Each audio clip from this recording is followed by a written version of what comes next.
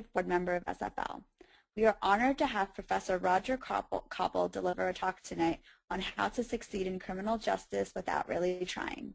Before we begin, though, I'd like to take a moment to introduce Students for Liberty and the webinar series. Students for Liberty is a 501c3 nonprofit organization run by students and for students dedicated to liberty. We were formed 3 years ago to serve a previously unfilled niche in our universities, connecting liberty-friendly students with other students, faculty, organizations, and resources to help them advance their ideas and applications of classical liberalism. The resources we offer include free books for student groups, a speakers network, protest grants, handbooks on running a student organization, tabling kits, leadership training, an academic journal for liberty and society, and our bread and butter conferences. The SFL webinar series is our way of giving you access to the ideas and mentorship and liberty year-round from wherever you are.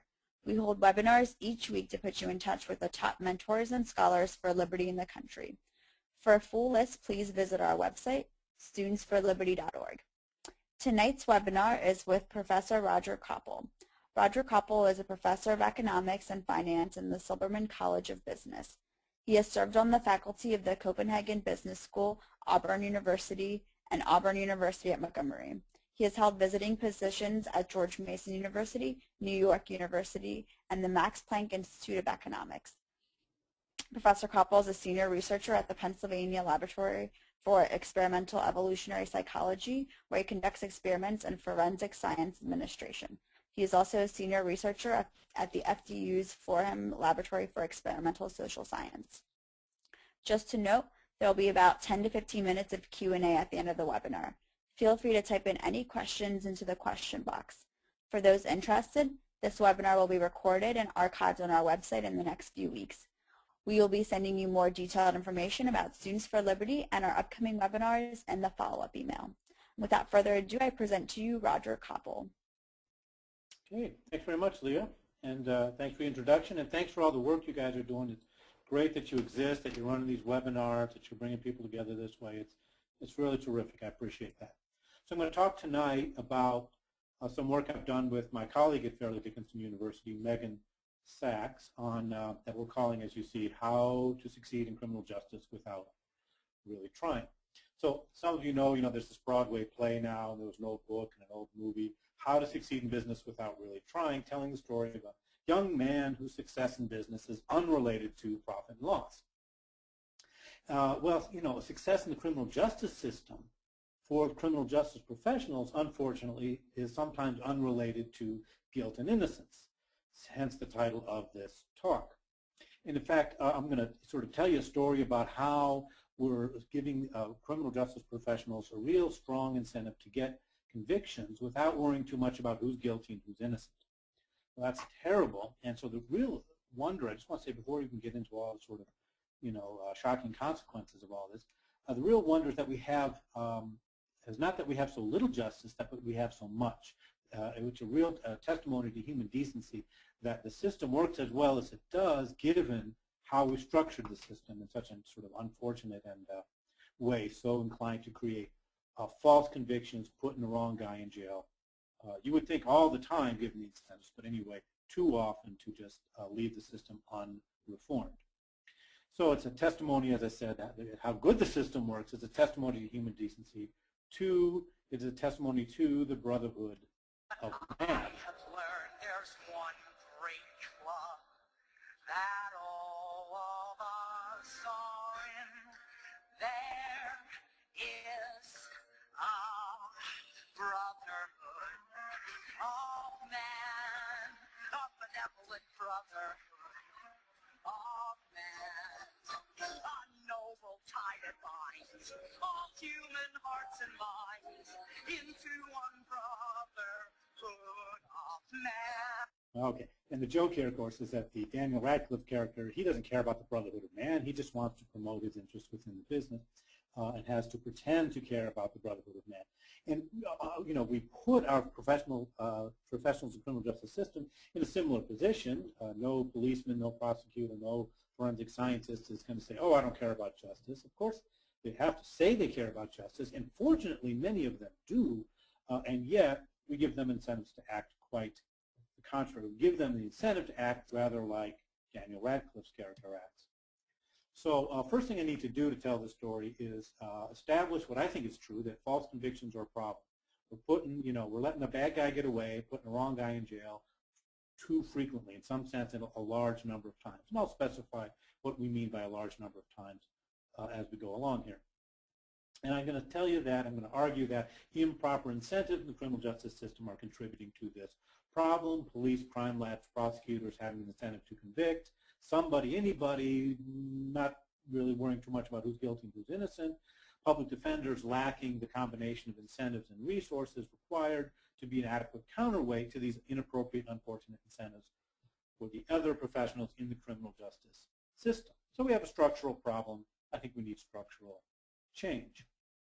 Now, up front on the talk, I'm going to first talk, as I said, about sort of how many false convictions are, and then I'm going to have a little bit of sort of theory up front before we get to the facts of the system and how it's structured inappropriately. The theory helping us to understand why those facts are so revealing, so important. So please hang in with me for that early bit once we get to the theory, but hang in with me for those few slides. They kind of matter, and the reward will come later when we see that theory applied to the criminal justice system. It's a couple of slides. I don't think it's too much. All right, so first thing, even before that, false convictions are a problem. So I think the rate of false convictions is probably in some sense high. We have, and I'll get to this, elaborate on this number again presently, but we have something like 30,000, maybe more, maybe 60,000 false felony convictions per year in the United States. At least that's a kind of relevant benchmark, as I'll explain. So is that many? I think so. I think that's a large number. Okay. Of course, that's just an estimate, and it's very hard to estimate the system's so-called false positive error rate. I'll explain that term presently, because of something called technique absorption. Okay. So for this reason, I'll explain under the title technique absorption. Man, it's not so easy to figure out, how often we're getting it wrong in the criminal justice system, putting an innocent guy in jail. So it's no wonder that we've seen conflicting interpretations of the evidence on this score from, well-meaning people taking very different points of view on it. What we have in Michael Reisinger, an estimate, it's a very good estimate. That's the basis of that 30,000 false convictions number. And that gives us a kind of benchmark that tells us unambiguously, in my opinion, that no, the rate of false convictions is in some sense high and not low. So first, let's just make sure we know what we're talking about error rates. So you go to trial, you're found guilty or not guilty, so your verdict is either guilty or not guilty, or perhaps you plead out, and so you accept a guilty plea even though there's no trial. That's what happens actually in something like 95% of the cases. Very few trials actually happen. So anyway, your verdict is going to be guilty or not guilty, so you're either in the left-hand column, guilty, or the right-hand column, not guilty, according to the criminal justice system. On the other hand, you might really be guilty or you might really be not guilty. The truth might be that you're in the upper row, guilty, or in the lower row, not guilty. So if you're in that guilty box, that's a true positive. The system says you're guilty, and yeah, you're actually truly guilty. That's a true positive. On the other hand, if the system says you're not guilty, you're exonerated somehow by the criminal justice system, but oops, actually you did the crime, that's a false negative. You're in that guilty, not guilty box. That's a false negative. So first, let's just make sure we know what we're talking about error rates. So you go to trial, you're found guilty or not guilty, so your verdict is either guilty or not guilty, or perhaps you plead out, and so you accept a guilty plea even though there's no trial. That's what happens actually in something like 95% of the cases. Very few trials actually happen. So anyway, your verdict is going to be guilty or not guilty, so you're either in the left-hand column, guilty, or the right-hand column, not guilty, according to the criminal justice system. On the other hand, you might really be guilty or you might really be not guilty. The truth might be that you're in the upper row, guilty, or in the lower row, not guilty. So if you're in that guilty box, that's a true positive. The system says you're guilty, and yeah, you're actually truly guilty. That's a true positive. On the other hand, if the system says you're not guilty, you're exonerated somehow by the criminal justice system, but oops, actually you did the crime, that's a false negative. You're in that guilty, not guilty box. That's a false negative. Similarly, if the system says you're guilty but you're not, you're totally innocent, then that's a false positive for the criminal justice system. And finally, of course, there are the true negatives where the criminal justice system says you're innocent, and in fact you're innocent. So that's just lingo, true positive, true negative. Then there's false positive and false negative. The one we worry most about is the false positives. All right. Then I said it was hard to estimate that rate of false positive error because of this problem of technique absorption. So we decide guilt, or what's going on with this? Well, look, we decide guilt or innocence by means of the criminal justice. How do we know who's guilty and who's innocent? Well, that's what the criminal justice system is for. So to estimate the error rate, we'd need somehow an external, to estimate an error rate for the criminal justice system, we would have to have an external measure of guilt or innocence. That's not the criminal justice system. But think if we had such an external measure. Well, if we had some reliable instrument that wasn't in the criminal justice system, that was not a part of the criminal justice system, and it could be used to get an error rate on the criminal justice system, well, we would absorb that technique into the system, make it a part of the system. That's technique absorption. And this actually is exactly what happened to DNA typing. You know, it came online only in the 1980s. There was no DNA typing of criminal suspects before the 1980s. When it first came into being, it was not yet part of the system. And we had these so-called DNA exonerations where we give somebody a DNA test and I'll show that he couldn't have been the one who did the crime. Well, so there was a brief period where there was this external measure of how good the system was doing. Imperfect though it was external. Well, now DNA is part of the criminal justice system. It's been absorbed. So because of this problem of technique absorption, of course, we can only estimate the system's error rate, and we cannot measure it, and it's very tough to estimate. So we're kind of in a position that Bill Clem described. He's a famous baseball umpire who said famously, "It ain't nothing until I call it." So, you know, is the ball fair, is it foul? Well, in theory, in principle, the ball is foul if it's outside the line, the ball is fair if it's inside the line. But in practice, we asked Bill Clem or some other baseball umpire to tell us what it is, to call it for us. In this sense, Bill Clem had it right. It ain't nothing until I call it. And similarly with the criminal justice system, in principle, you're guilty or innocent according as whether you did the crime or not. But in practice, we have no choice but to let the criminal justice system call it for us. All right.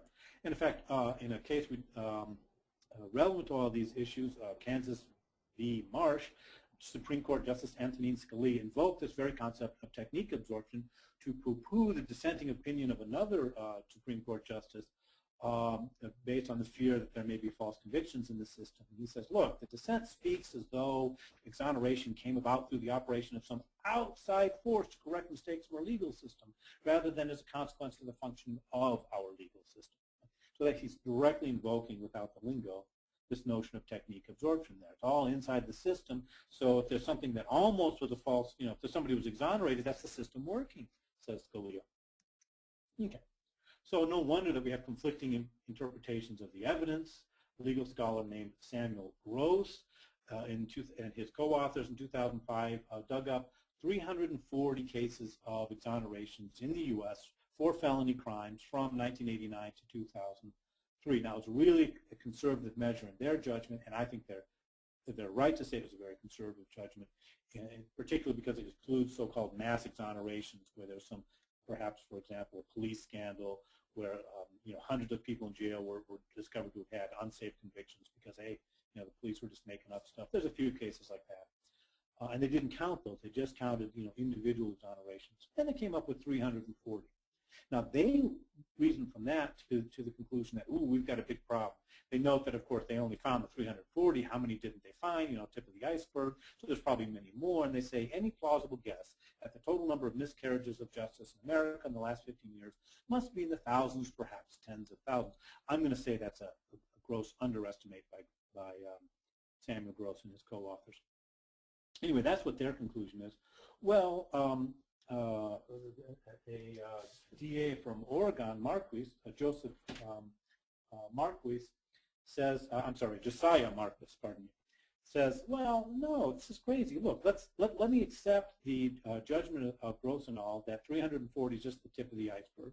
So let's say we had, over the period they studied, 4,000 false convictions. Sounds like a lot, but wait a minute. You divide that by the number of felony convictions over that period, which is about 1 million a year. We have over 1 million felony convictions per year in the United States of America.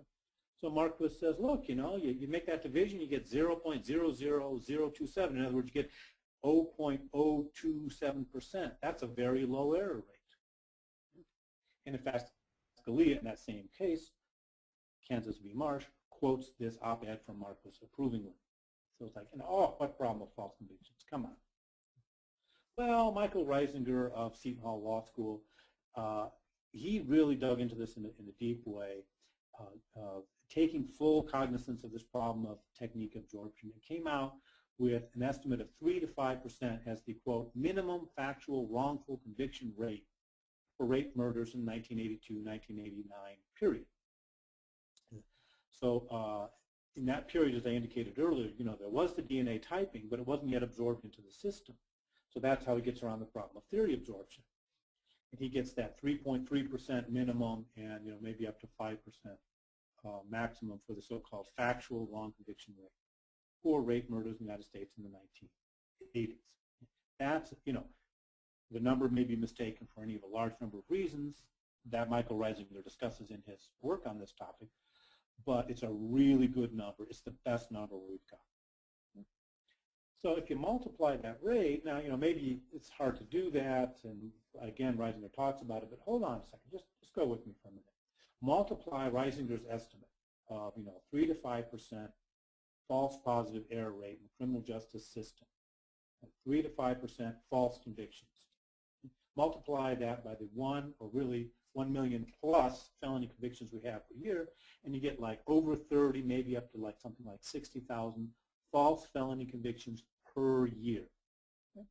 So it is kind of hard to generalize from Reisinger's number, but I think that his number does give us the presumption. It's like a benchmark. It does give us the presumption that the rate of false convictions is high in the sense that it's a large number of people in jail, and we should probably ought to figure out some way to reduce that number. And there's many examples. Here's one that Bob Dylan drew our attention to. Here comes the story of the hurricane. The man the authorities came to pay for something that he never done. Early in a prison tale that one time he could have been the champion of the world. Now, you know, I know some of you will have different opinions on this. He's singing about the famous case of Reuben the Hurricane Carter, famous boxer who was wrongly convicted of murder and then finally exonerated. And he was exonerated in part because Dylan, you know, came out with this famous hit song from, I think, 1975. I'm sure you probably all agree with that, and I'm sure you probably all agree that Bob Dylan served the cause of justice by singing about Reuben the Hurricane Carter. What you may disagree on is what he served the cause of music by doing so.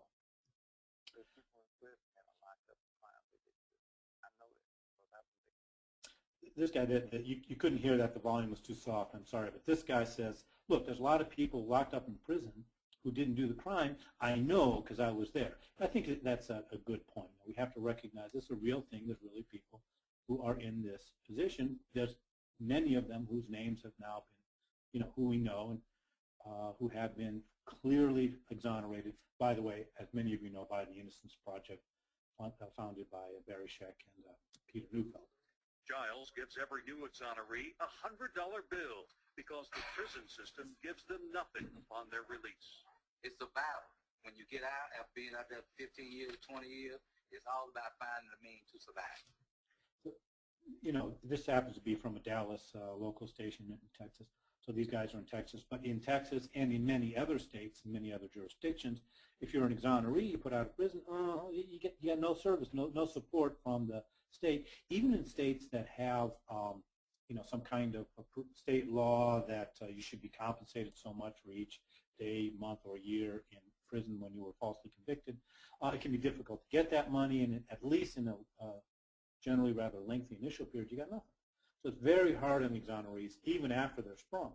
This is all I had when I got out. Evans discovered a common complaint among exonerees. After 23 years in prison, this is the only ID he was given. big red letters, offender. So this is an exoneree. He's been shown to be innocent. He's been exonerated of the crime for which he was falsely convicted. And when he gets out, he's got one form of ID. It says on it, big red letters, offender. With offender in bold letters.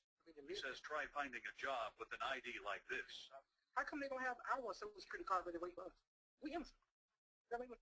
So, you know, in his position in life and in the criminal justice system, he didn't have a social security card, but he did have an ID, or driver's license, of course, but he did have an ID that wrongly attributed to him this characteristic of being an offender.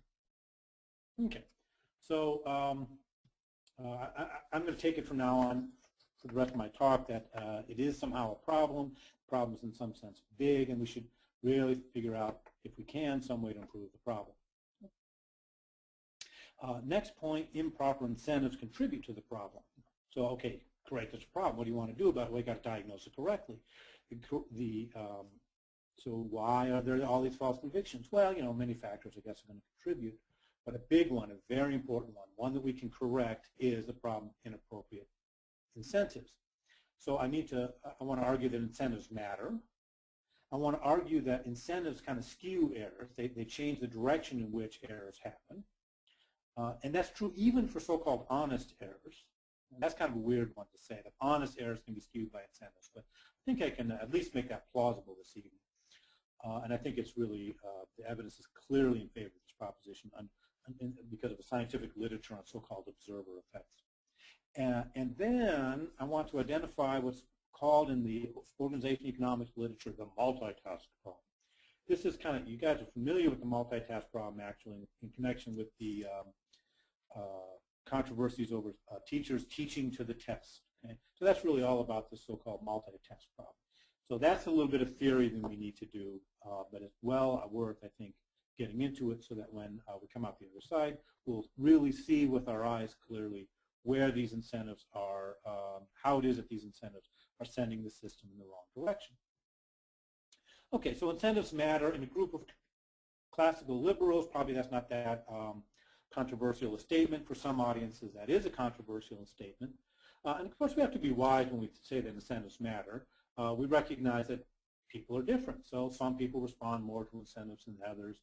And, you know, when we say that incentives matter, we're not saying everybody is selfish. Some people are, others aren't. Some people are more selfish than others, you know.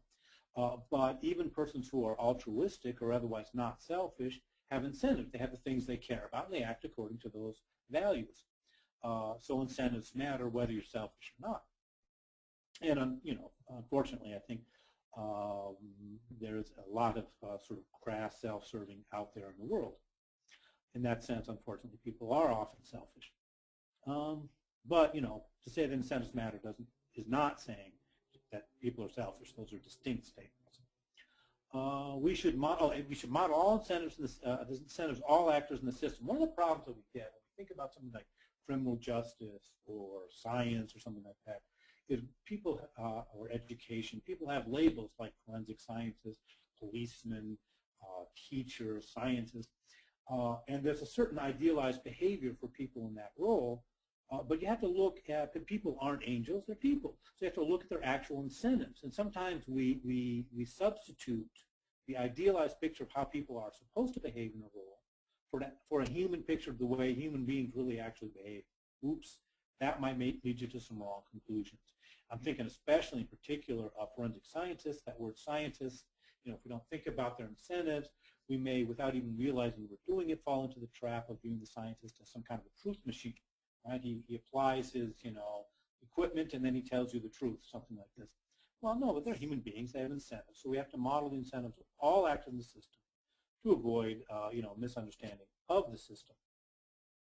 All right, so I've said here a few times that incentives skew honest errors. What's going on with that? Well, the thing is that we see what we expect to see, what we hope to see, what others see, and I'll give you a really good example. It won't work for everybody in the room to illustrate my point, but that actually doesn't matter. Take this observation test, this so-called awareness test. I want you to pay attention, count the number of passes of the pass the ball, and then we'll talk about what the test means. This is an awareness test.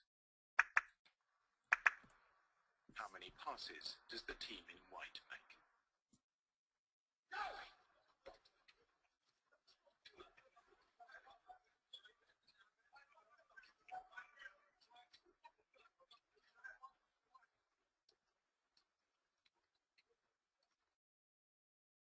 answer is 13. But did you see the moonwalking bear? Now, I want to reassure you this is not a trick of the TV commercial, you know. If you go get this off the internet, you can wind it back yourself and see that there really was a moonwalking bear in the image.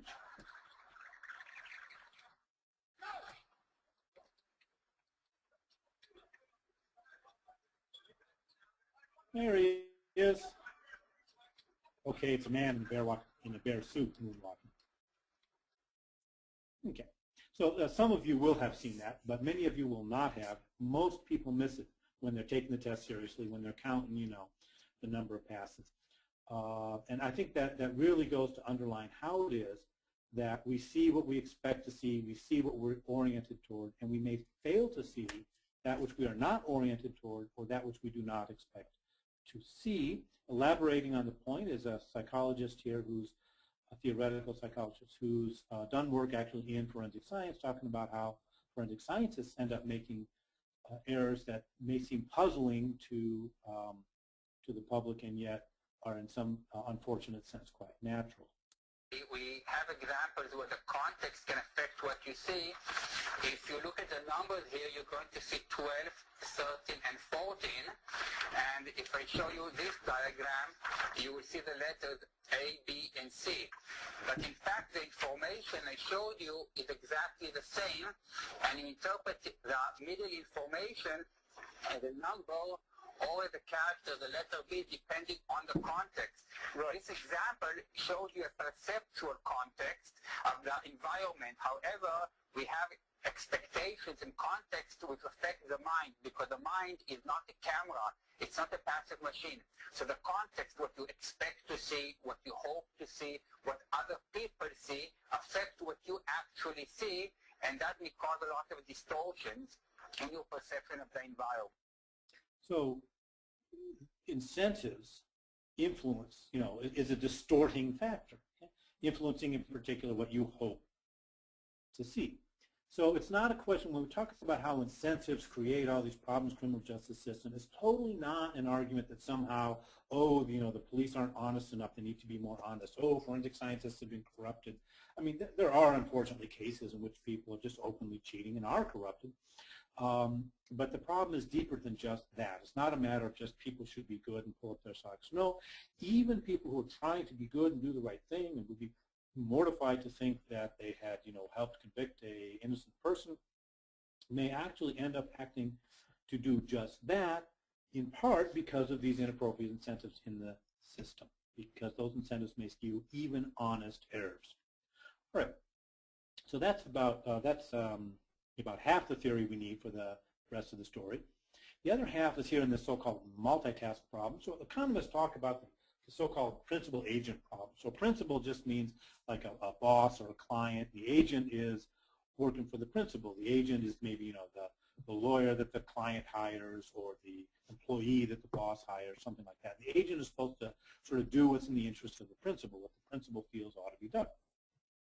Well, the trouble is that it's hard for the principal to observe the agent's actions, right? You know, you're supposed to be doing some task in the back room and you take a nap instead, that sort of thing. So, of course, taking naps might be, you know, something we can monitor, but many dimensions of the agent's actions may be difficult to monitor. So the way that this problem is solved in many instances is to cut the agent in on the action.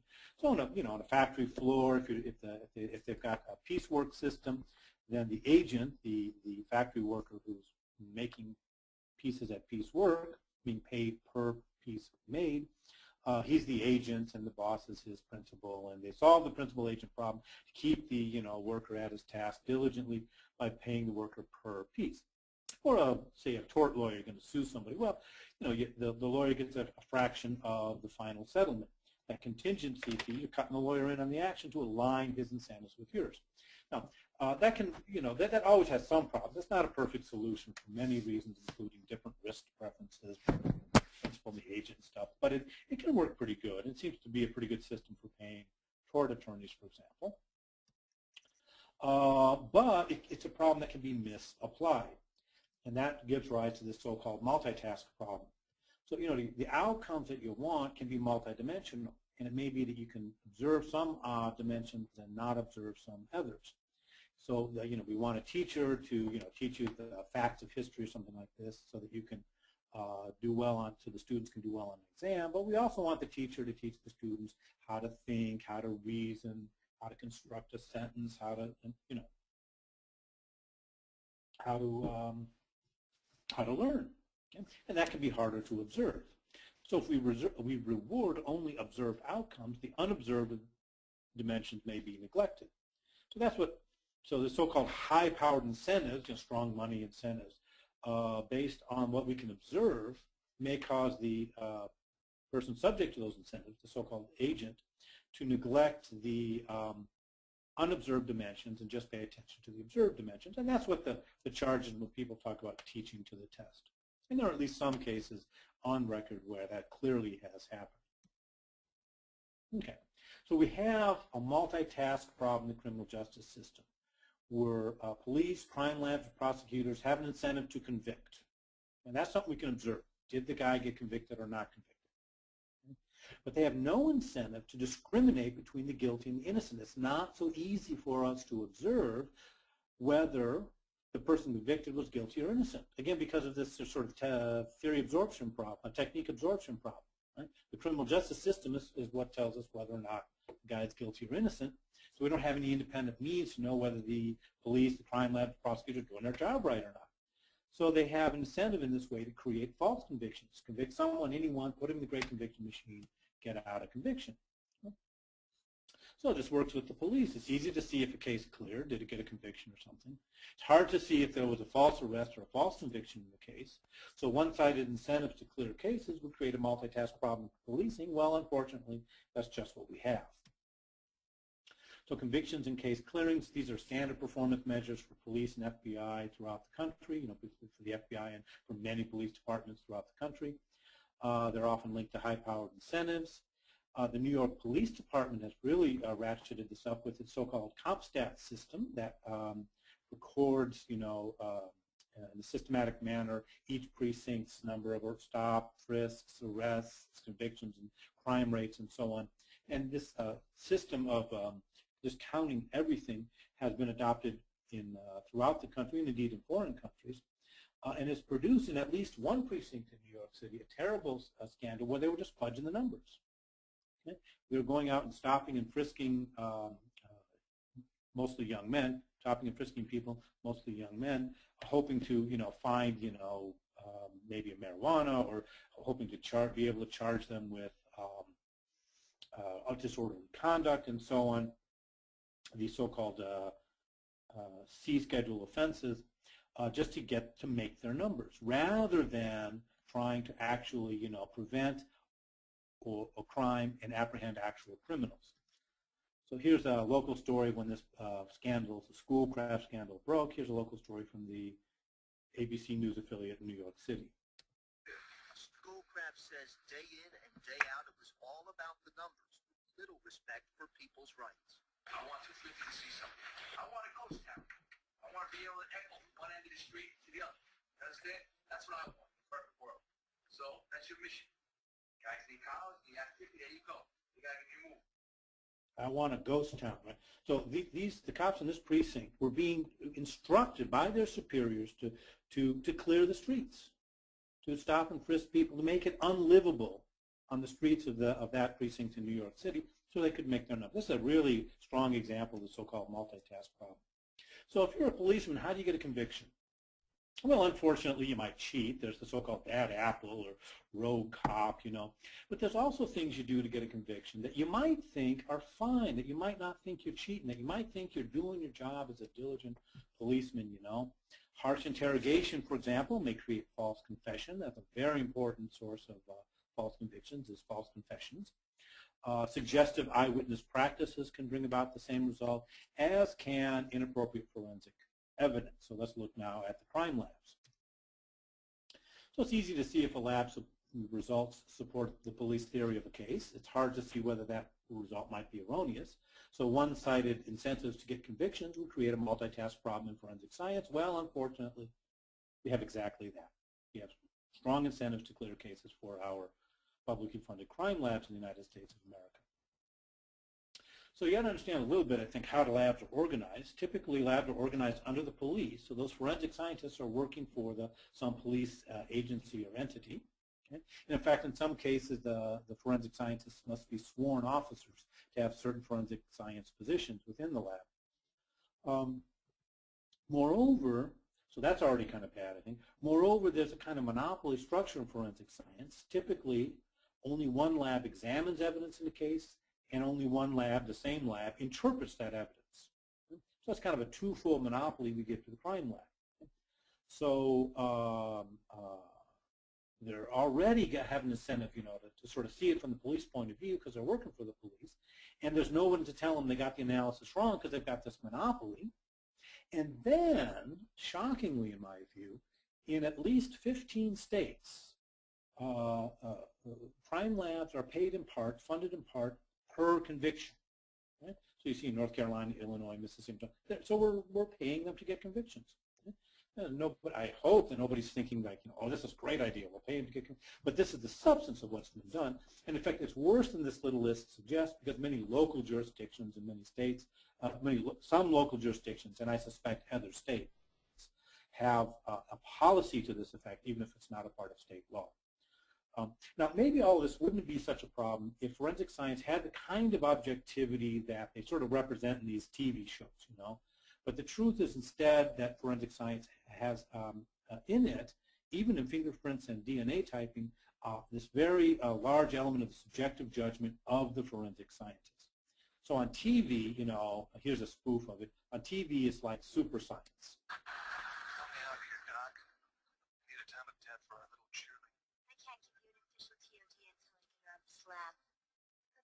Hypostatic lividity and degree of rigor, say our cheerleader got her pom-poms pierced right around half.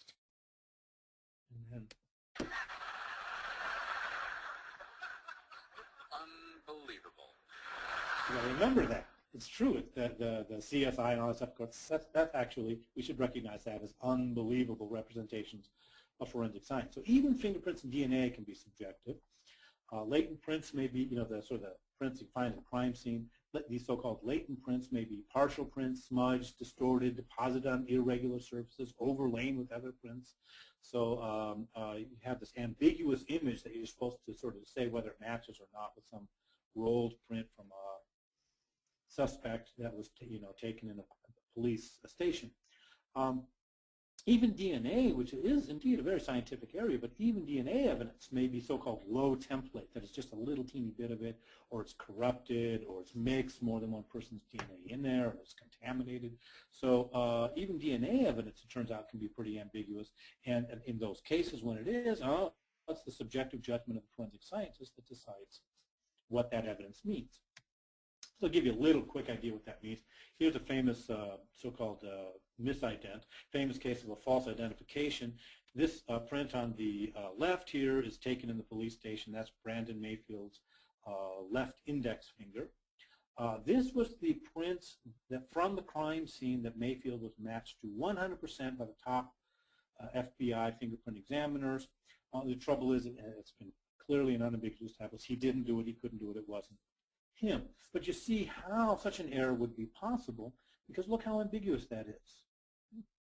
It's not clear, what's supposed to line up with what. It's an irregular surface. It's a plastic bag, so it's a regular surface. It's not hard like the surface on which this was rolled, and so on and so on. So when there's that ambiguity in the evidence, the judgment of the forensic scientist enters, and that judgment may be led into error by the incentive to get convictions. And you see a match when really there's no match, as happened in the famous Brandon Mayfield case. And even DNA evidence, sometimes it's real unambiguous, it's great, it's wonderful, but even DNA evidence can have this ambiguity. We're not going to explain how DNA evidence works today, but in the end of the day, what it really comes down to is you're looking at a squiggly line, like this one down at the bottom. And you're looking, where's the piece? And this one at the bottom is very clear. This was taken from a so-called buccal swab. They got a little swab in the mouth of the defendant, did a nice clean test. It's clear that there's a peak here, here, here, and here, and nowhere else. And we know it's a peak. But then the crime scene DNA that they're trying to sort of see if it matches, it looks like this. So see this little thing over here where it says 1247? Is that a peak or not a peak? There's something called an artifact. That's not a peak. Is that an artifact? What about this thing that looks like a peak except it's kind of rounded at the top? The technical term for DNA examiners is that that's a blob. That's actually the term they use, blob. That's their technical lingo. Well, maybe that blob is hiding a peak. So, if a different defendant sample had been compared to this top crime scene sample, one that had a little peak at, what is that location? I think that's 86. The forensic scientist might have been inclined to say, oh, there's a peak underneath that blob, and so on. Okay.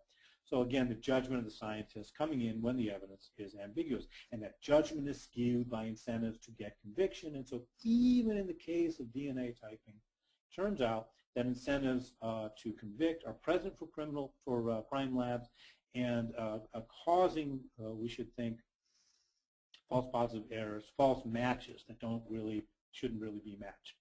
So this kind of thing has come to exist in many cases. Famously, there's the case of Cameron Todd Willingham. He was executed for murder by arson. The fire investigators' report was the main thing, basis, really almost exclusive, the principal basis, for Willingham's conviction. But later that evidence was shown to be entirely bogus. So there's a clear case of wrongful execution. I think the evidence is in favor, I think the preponderance of the evidence favors the proposition that Willingham was actually innocent.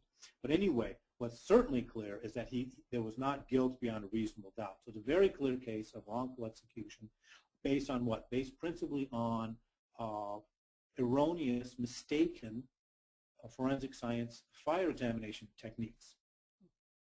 So this stuff matters. And there's a nice film clip, but we're going to ignore it for the sake of time. All right, finally, prosecutors. It's easy to see if prosecutors get a conviction. It's hard to see when convictions are false, however, for that same reason of technique absorption. So one-sided incentives to get convictions would create a multitask problem for prosecutors. Well, unfortunately, prosecutors are given very strong incentives indeed to get convictions. So most DAs, that's kind of the head of the prosecutor's office, most DAs rate their prosecutors under them, by convictions. I'm not entirely clear why this is going on. There's different things that have been said of why that's going on. I don't think I feel satisfied about why that's true. But it certainly is true. So most DAs rating their prosecutors by conviction. So this is directly creating this so-called multitask problem among our prosecutors. So, and in fact, at least one, Carolyn Chambers, was directly paying them. She was paying her prosecutors who take at least 5 cases per year to trial and secure a 70% conviction rate of monetary bonuses based on that so-called good performance. So the Supreme Court Justice Stevens has said that the pressure to convict, quote, creates a problem of imbalanced incentives that ought to be addressed on the state and national level. So at least one justice on the Supreme Court has recognized this as a serious problem. Now, when I've talked about these kind of issues in the past, often the response is something like, well, you just need good lawyering to fix the problem. That's what defense lawyers are for. If there's a wrongful conviction, that's a failure of the defense attorney. Well, wait a minute. Mostly we're talking about people who are indigent in the eyes of the court. They can't afford to have their own attorneys. So they're assigned an attorney by the state. They get a public defender. And there's about 3 ways that this is organized in the United States, depending on which jurisdiction you're in, which state mostly. There may be just a straight office of regular employees who are public defenders, the public defender program. That's a regular, government bureau. There may be a contract program or a private law office contracts to provide public defender services, charging either per annum or on a per case basis. Or finally, in some states, in some jurisdictions, the judge just assigns some local counsel to, it's kind of conscription for lawyers, the so-called assigned counsel system. Well, in all of these, let me see what my next slide looks like. Well, yeah, in all of these, the public defenders have a weak incentive to mount a vigorous defense. They generally have an incentive to plead out. But because what we don't have in any of those 3 systems, what we don't have in any of those 3 systems is any way for defendants to exercise choice over who they get as a lawyer. So there's no market there. There's no market, there's no incentive to provide a quality product. So the way it sort of plays out is that we have weak incentives to mount a vigorous defense. We generally have an incentive to plead out. And moreover, this is compounded by the typical case of a lack of resources. Generally, public defenders lack the resources required to mount a vigorous defense, and generally, with some happy exceptions, they lack the ability to hire independent experts. So those monopoly crime labs there's no independent expert to throw a question mark over the results of that monopoly crime lab that maybe is getting paid per conviction, in part per conviction. So the idea that somehow the public defenders are going to somehow solve the problem turns out, unfortunately, to be mistaken. So we've got a structural problem, and it requires structural solution. Bad incentives must be replaced by good incentives. So there's a lot of old ideas on how we should do this. Here's a few. Taping suspect interviews as a protection against the problem of false confessions, pardon me. Providing vouchers for indigent defense to help, improve the quality of defense offered by public defenders, enhanced right to expertise. That's one that I feel quite strongly about. We really need, in my view, an enhanced right to expertise. Eliminating the so-called snitch system, where we'll trade you, less time in jail for testifying against our suspect. Some redundancy in forensic science would be in order, breaking that forensic science monopoly, broadening performance measures for police and police departments, establishing prosecutorial innocence units. All these things have been suggested. Some, maybe all of those, I think probably are good ideas. But we also need new ideas. We need more organizational research from the points of view of economics, organizational behavior, cultural anthropology, criminology, everything. We need improved quality and quantity of research. We need more research. Although I would caution all you potential young researchers out there to remember that research quality varies. I'll give you an example. This guy was a serious researcher, but he also had some serious quality control problems. Okay, so that's the end of my talk. I put a question mark on the end of it because I hope it's the beginning of inquiries for at least some of you there in the audience. Thank you very much. Are we still there? Thank you so much. Yep, thank you so much, Roger. To all of our participants, you'll see a question box on the side panel of the GoToWebinar. Please feel free to type in any questions there, and I'll read them out to Professor Koppl. We have a first one already. The question says, are there qualitative differences between the various states' criminal justice systems? Pardon me. Yes, absolutely. I don't think we have pardon me. I don't think we have a systematic measure of those qualitative differences for the same reason. To measure error rates is really hard. How often are we sending wrong people to jail? But there are differences.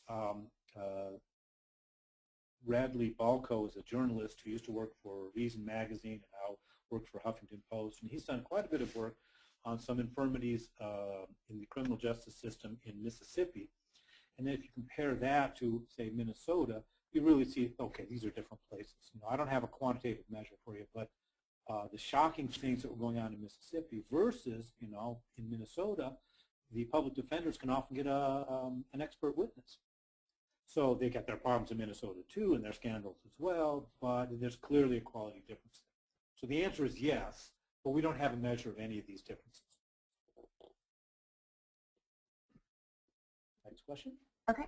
Our next question is, it would seem that there might be a connection between the number of false convictions and the number of activities that are illegal. More charges means more convictions and pleas. Would repealing the laws that create victimless crimes be a good way to reduce the problem? Well, I would like that. I think that would be a great idea. Sure. I think that, I think many of the people participating in this webinar may share my view that our presumption should be against victimless crimes anyway. But leaving aside this presumption that many of us will share, yeah, that's right. The more things that are unlawful or illegal, the more things that are crimes, the more opportunity we have to create wrongful convictions. And the more ambiguous and vague the offense is, disorderly conduct. That's a very open-ended thing. So the more ambiguous and vague the offense is, the greater the opportunity for false convictions, false or at least inappropriate convictions. So I like that suggestion. I'm glad that person typed in that question. Okay, next question. Statistically speaking, it is technically impossible to get 100% of all cases correct. Even Tom Cruise couldn't get it right in the Minority Report. Instead, we have to decide how many false positives and false negatives we're willing to accept in our society. How should we as a society go about finding the appropriate ratio of false positives to false negatives? Yeah, that's a great question. Very sophisticated question. That's right. It's an error to say, that we have a zero tolerance. We love in many contexts in this country to articulate zero tolerance policies, and I think most of the time that's an error. Maybe all the time that's an error. So there will be false convictions, and we just, to say that the error rate must be zero is itself an error. Now, the question specifically asked, well, what about, what's like the right ratio of, repeat the question just a little bit, the right ratio of what, Leah? Oops, are you there? Okay. The right ratio, sorry. The right ratio, oh shoot, I lost the question, sorry. Oh, that's right. I think it was, forgive me if, I apologize to the questioner if I get this a little. Oh, the right ratio of false positive to false negatives. There you go, great, brilliant, perfect, perfect. And there is a benchmark figure in the Anglo-American legal system. The 18th century legal scholar Blackstone, who wrote his famous Commentaries on the Law. That's just like part of the constitution of our legal history in Anglo-American tradition. And he said something to the effect that, I can't give you the exact quote, but it's 10 to 1. He said something like this: it is better that 10 guilty go free than 1 innocent be convicted, something like this. So he clearly, explicitly articulated a 10 to 1 ratio. Better that 10 guilty go free than 1 innocent be imprisoned. It's, because of this measurement problem, we don't know what the ratio is right now in the criminal justice system in the United States.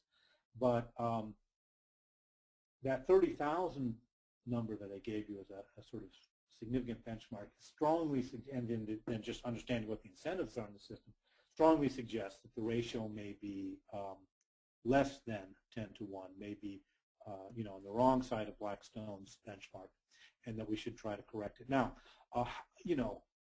okay, but what are you going to do to correct it? Well, again, we need research, blah, blah. But you might ask, okay, fine, it's nice to say we need to correct it, but what's it going to cost? Is it really worth it? We've already established that a zero error rate is not something that's realistic or possible. Well, yeah, but I did a study a few years ago on fingerprints. I just because I could get good numbers for this. So for 1 year, 2001, I believe it was, I said, what would happen if for every felony conviction, every felony case, pardon me, involving fingerprints that goes to trial, what if we had, before it went to trial, what if we had 2 extra examinations of that fingerprint evidence for a total of 3 independent examinations? What then would happen? What I expected to find was that the cost of that redundancy in forensic science would be low relative to the benefit of reduced false convictions. I was genuinely surprised to find out, no, that's not exactly right. It's a cost saver. It's a cost saver. Okay, you might spend a slight amount more on forensic science, but the criminal justice system will spend less money under such a system of redundancy. Why? Well, because to do those extra 2 examinations, to get your total number of independent fingerprint examinations up to 3, costs like $100. If we get it wrong, well, there's some ambiguity about what number to use for how long people are in prison. But anyway, if we get it wrong, it's something more like $100,000 just to incarcerate the wrongly convicted individual for the sort of median penalty, median time in jail from his conviction. So it's like a 1,000-to-1 ratio. If the false positive error rate in fingerprint identification is it's anything better than 1,000 to 1, anything worse, I mean, than 1,001, it's actually going to save you money to have these redundant exams. All right, so that's one study, 1 year, et cetera, one forensic science technique, and so on. But that number really put it across to me personally that errors in the errors in the criminal justice system are costly. And some of our corrective measures, such as redundant forensic science exams, are cheap. So I think that many of the ameliorative measures we can take are going to be actually cost efficient. In fact, many of them are going to be cost savings because errors cost money. Next question, please.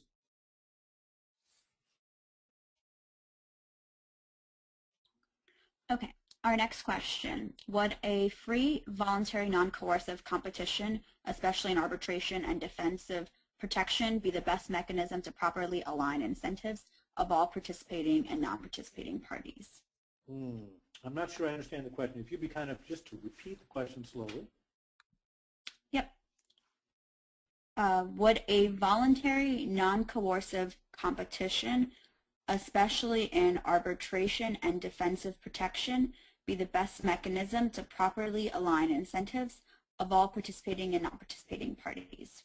I don't think so. I imagine the questioner probably has something particular in mind. So I may not apprehend correctly, what that person has in mind. But my tendency is to say no. I'm not an anarchist. I'm a classical liberal in sort of Adam Smith tradition. I think that the criminal justice is a state function. I think we can introduce competitive elements within it.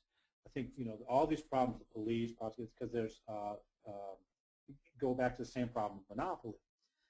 And the famous Weberian definition of the state is the entity having a monopoly on the legitimate use of force. So in spite of Weber's definition, I do think that we can introduce competitive elements into these functions, police, prosecutor, crime lab, that we should do so, that we should have checks and balances, just as the so-called founding fathers of the United States built checks and balances into the Constitution. We should have checks and balances in the criminal justice system. But for me, criminal justice is a state function. It should be a state function. It can't be entirely voluntary. If I'm a killer, I'm not going to volunteer to be tried for my crimes. So my answer is no on that one. Okay, and just a quick follow-up to that. Should we eliminate the prosecutor's office and go over to a system of private prosecutions, and how would that work? I don't know. That maybe. It's not an notion of the prosecutorial office as a monopolized state function is fairly recent. It's not completely modern by any stretch of the imagination, but it's not completely ancient either. That's an 18th century innovation. I guess the date would be around 1750 in the English tradition. So I think that this has been suggested that we return to sort of the old system of private prosecution. My sort of hunch is, but it's only a hunch, my hunch is that rather than simply eliminating public prosecutors, we should simply open the opportunity for private parties to prosecute crimes along with the state. But that's a hunch. I mean, this is so in econ lingo, that's a mechanism design problem. So you really have to study it closely to come out with an answer that you can really put in place on the ground. Okay, thank you. Okay, and for students who are interested in pursuing this type of research, what would you advise we do? Should we pursue a degree in economics or criminal justice or something else? Yeah, that's a very individual question. One thing you can do is just Google me, right? My last name, remember the weird spelling, it's Koppl, right? There's no E in there. Just Google me and go to my Institute for Forensic Science Administration. And that'll help to give you an idea, or email me, We need more economists on this stuff. We need more criminologists, thinking in these kind of terms. What we really need, something that we don't have much of, cultural anthropologists on these kind of issues. And that's a very important source of sort of social scientific understanding of how things are going on in the criminal justice system. And we need sociologists studying these things, and we need people in the business disciplines, organizational science working on these things. These are organizational problems. So all these disciplines have something to contribute to understanding and therefore solving the problem. Okay, it looks like we'll have time for one more question. Could you discuss the feasibility of reforming the system in a way to align the incentives properly? That is, so that they're not tied in with convictions. Yeah, well, yeah, a few things. I don't like monopoly, I like competition. Now, you got to be careful. Competition and privatization are not the same thing. So, for example, if we were to privatize crime labs, but then the privatized lab retains that monopoly power, we're not improving things, we may be making things worse. So we need competition. We need low-powered incentives instead of high-powered incentives because of the multitask problem. And we need, more research and understanding on what other particular measures can be done to improve the system. But it's very important, I think, to understand, can the system be reformed? Absolutely it can. There's a couple of things. It's a rhetorical task. It's a task of persuasion. Right? That there's a problem, to fix it, here's some ways to do it. So it's not a trivial thing. But persuasion works. We have examples in the history of the world where persuasion works. Slavery being just sort of an obvious, but very salient example. People got convinced that, gee whiz, we shouldn't enslave our fellow humans. And so that the rhetorical task of the anti-slavers was important in actually liberating slaves in the British realms and in Brazil and in the United States and so on. And we have, in the history of the world, many examples of things getting better. They don't always get worse. Sometimes they get better. And they don't get better if people don't actually strive to persuade their neighbors, to understand the problem, and to propose solutions. So it can be done, and it might be what must be done.